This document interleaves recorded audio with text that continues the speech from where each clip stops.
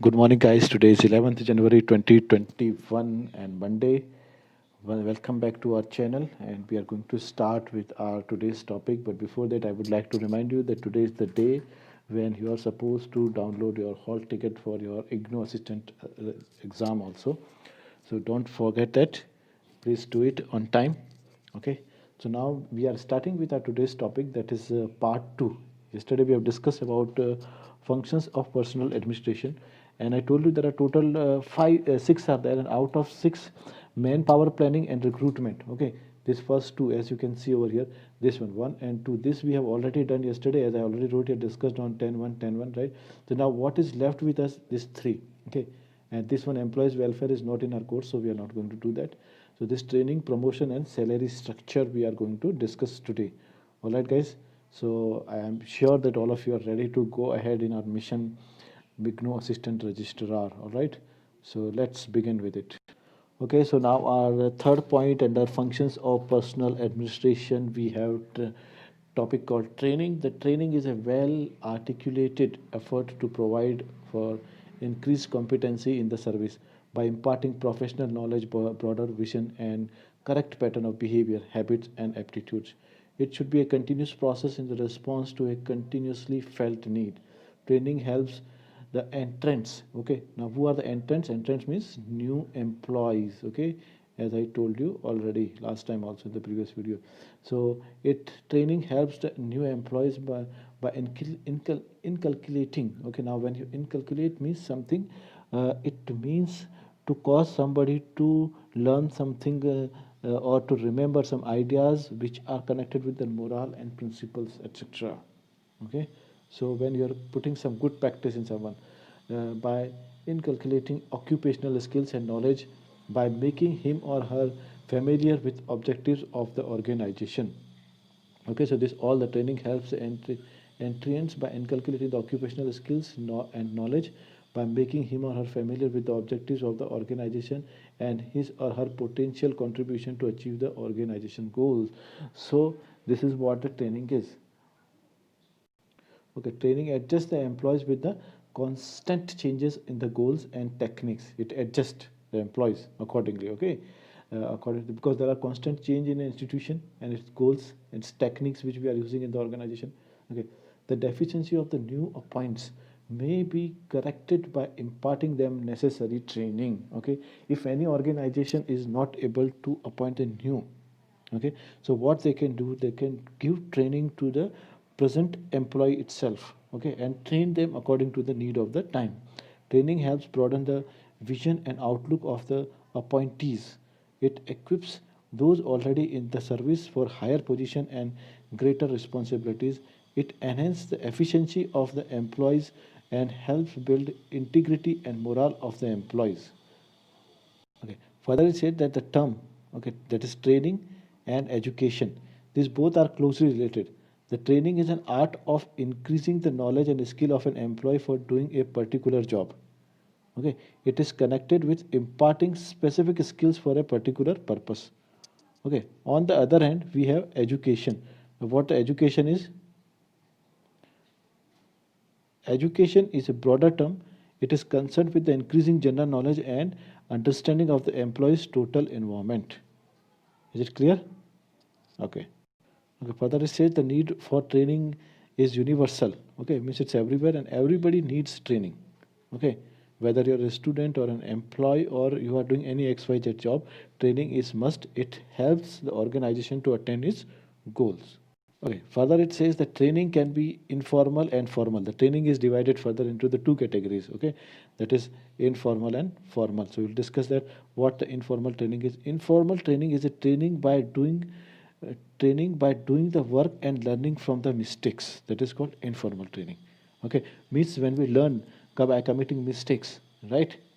That is called your experience also. The ultimate success of informal training depends upon the experience and seniority. Means as you grow old with the time, okay, any employee who is working in any XYZ organization, that employees learn with the time, okay, and he commits a lot of mistakes.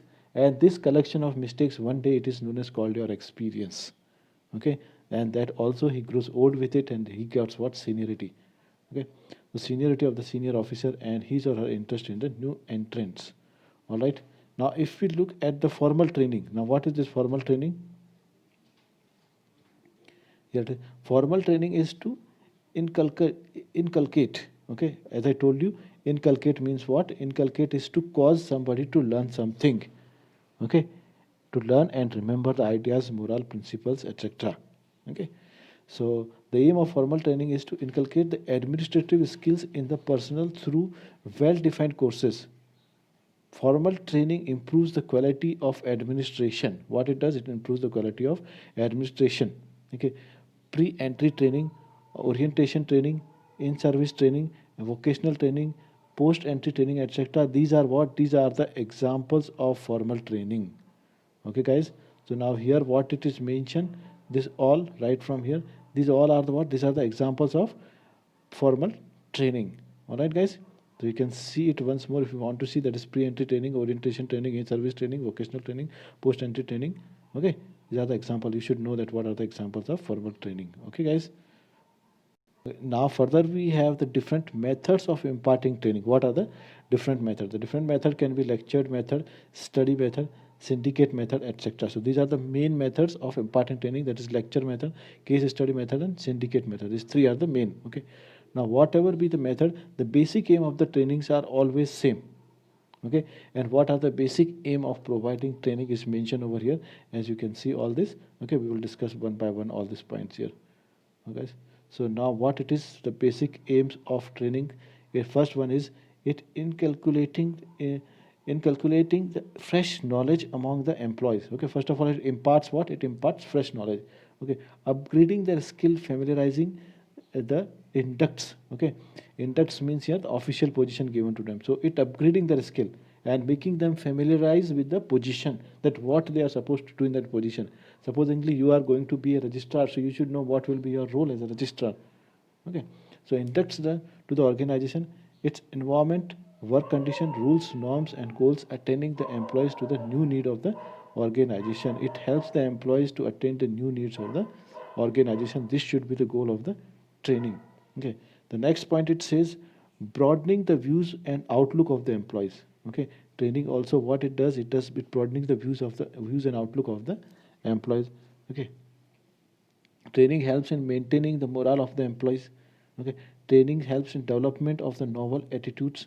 Okay, it also reduce training also reduce what it reducing the waste, accident, and turnover. Okay, and absenteeism. All right, so if this all will happen when there is proper training provided to the employees. Now further it says that every administrative system must pay adequate means enough attention to its training requirements. A well-trained, well-aware, and properly skilled personnel system is the very heart of an organization. Okay, a well-trained, well-aware, and properly skilled personnel system. Is it clear, guys? Okay, so this is all about your training. Okay, guys, now our next point of discussion in this series is about promotion. Okay, now what the promotion is. The another vital function of personal administration is promotion. The word promote is derived from Latin word, okay, that is called your promovere. Okay, promovere. Okay, it means to move forward. Okay, promotion means the advancement of an employee to a job better than the present one. All right. Okay, so when we are talking about the advancement of an employee, so in what terms? Okay, so first of all, in the terms of what advancement? In the greater responsibilities, more prestige and status, greater skills, and increase in the pay. All right, the need for promotion arises from a variety of factors. Okay, an organization is able to retain the services of its personnel by the device of promotion. Okay, the employees will stuck to an organization when they will stuck to an organization when there is a promotion policy. Just imagine that you have been recruited as a primary teacher and your whole life you will remain there only. So you may not like to work. Okay, all the people may not like to do that, right? So lower position in the organization are able to attract competent persons if it makes provisions for personnel to move higher.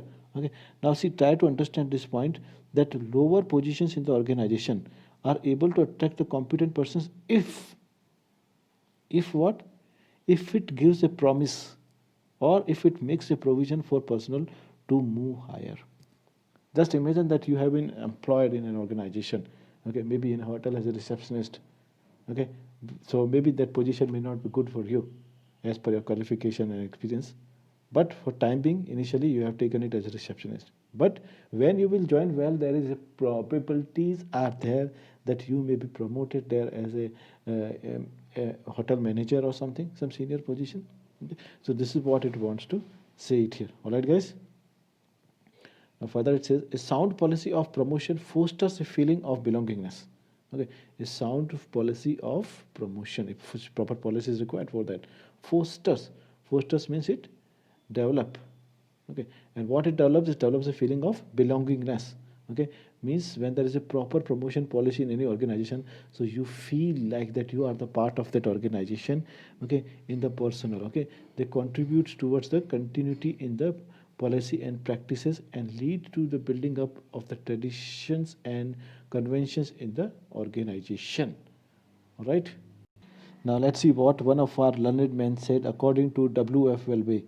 A sound promotion system should fulfill the following condition. If it is a sound promotion policy is there in any organization, so it should fulfill this. First, it should adaptation of standard specifications setting forth duties and qualification required for promotion in the government services. Second, it says the classification of these points into distinct classes, series, grades, and services. Third, it says the inclusion within the classification of all the higher administrative position except those having a political character. Okay, further it says that there are two principles which are used in the system of promotion. Okay, and what are these two systems? It is clearly mentioned over here that one is the principle of seniority and another is principle of merit.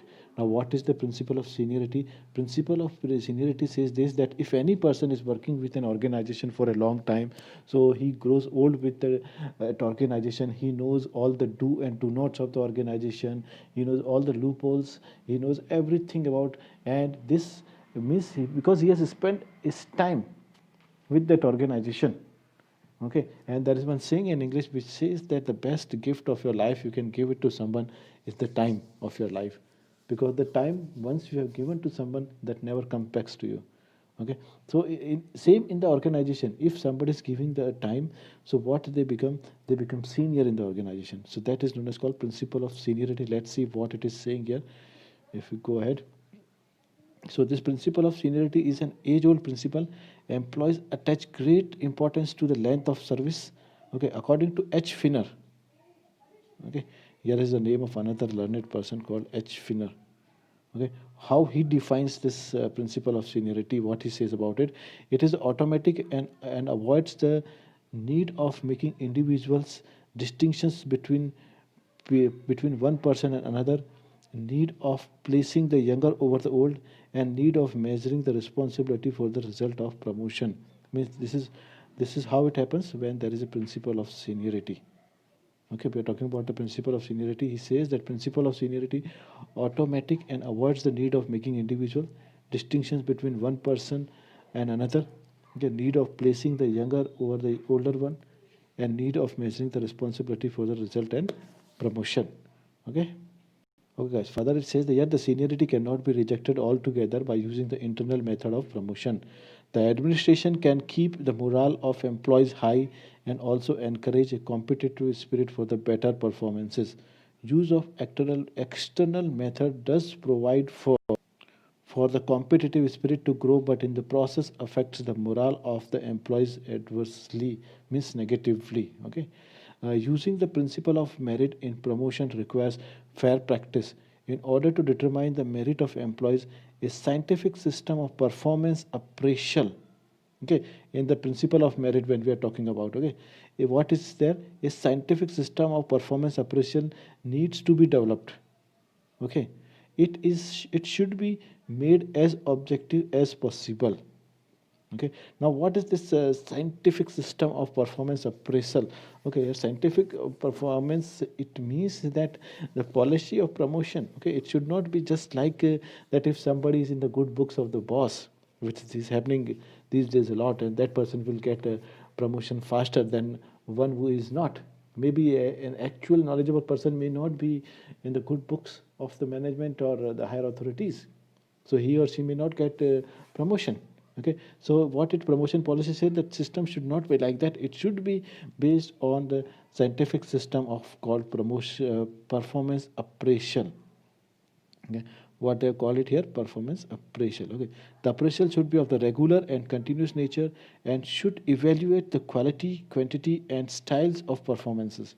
It should include also an appraisal for the growth potential of an employee. Okay, now further it says that taking into consideration the weak and the strong points of both the principle, that is the principle of your seniority and principle of your merit, a mix of the two is adopted. Okay, in the organization while selecting the candidates for promotion. Both seniority and merit are given the due weightage, means equal weightage. Each organization must have a sound promotion policy. It's if promotions get governed by favoritism, uh, the left outs, okay, means those who are not getting favor, will be in all probability continue the floating. Okay, what will happen to the left out? They will be continuing floating in the same organization, nursing here means developing the grievances. Okay, and grievances means ill feelings for that organization, okay, against the employers or that particular organization. Thus promotion has to be based on just a fair norms, as it is powerful means in the hands of the organization to reward its faithful workers. Okay, it is a powerful mean. Promotion is a powerful means in the hands of organization to reward its faithful worker. It is powerful means to lead the employees towards their desired goal.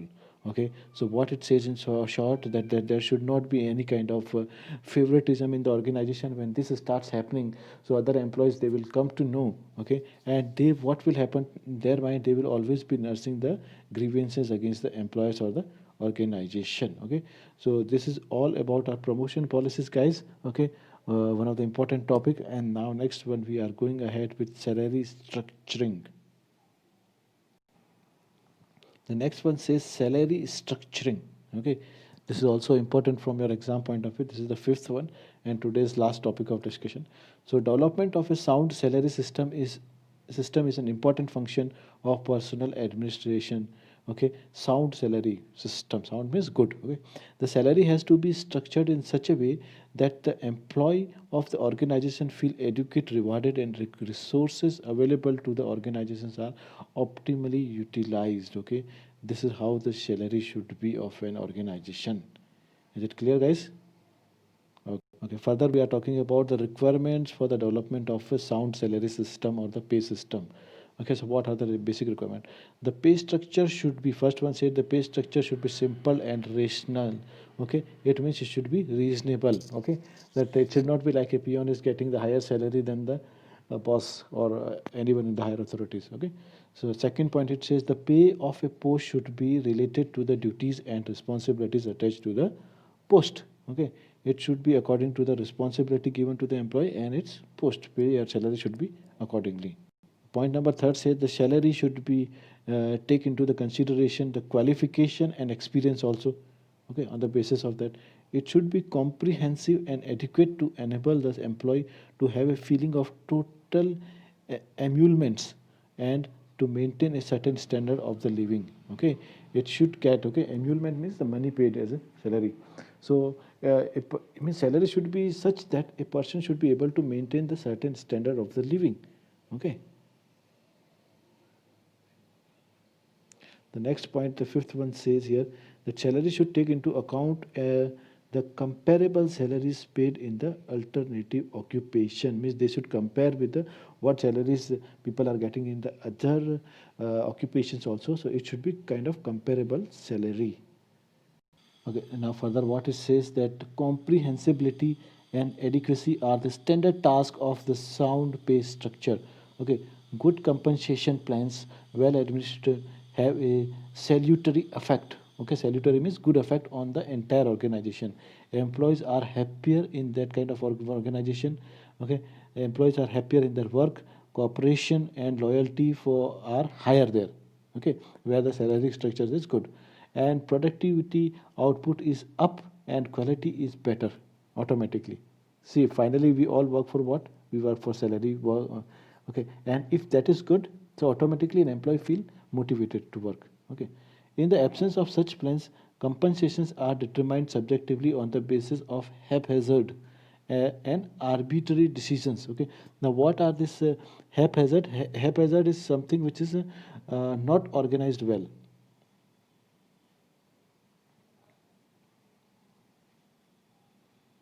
Okay.